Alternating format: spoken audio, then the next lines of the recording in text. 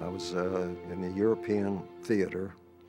I was in two campaigns, the Rhineland campaign and the Ardennes campaign. The Ardennes campaign included the Battle of the Bulge.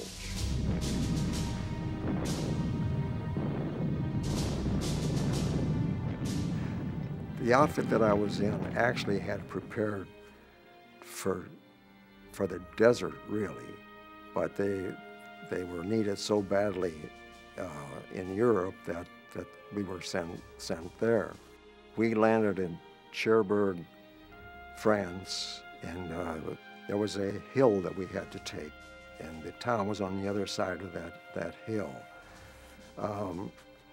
The Germans were watching us as we were coming, and just out of the blue, shells started to fall all over the place onto our company.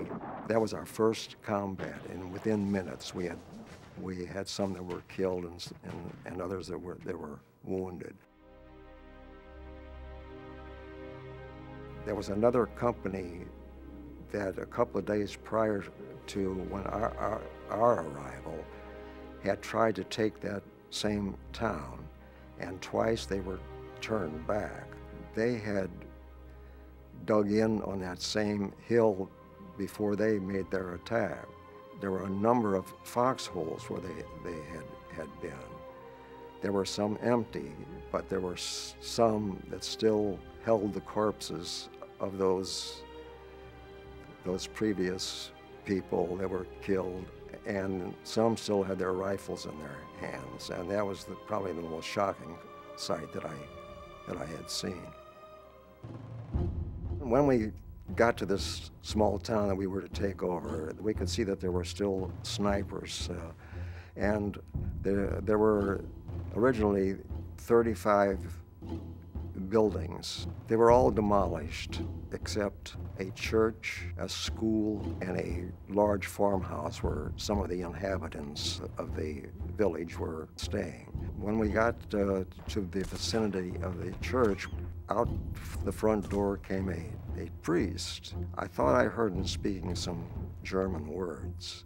Well, I had learned a little German in high school, so I recognized that he was speaking German. So I said to him, "Guten Tag," and he recognized that. And then he pointed over to the rectory, and he said, Deutschlanders im Keller. That meant Germans in cellar. So I told the officer in charge what he had told me, and the officer said, "Well, it looks like you know a little German." I said, "Yeah, a little from high school." He said, "Well, then you go inside." I stepped inside the door with my rifle, and immediately I shouted, "Kommen Sie aus mit Hände im Luft." What it meant was, "Come out with your hands in the air." And a few moments later, one came through the arch, and he was followed by 19 more that came out.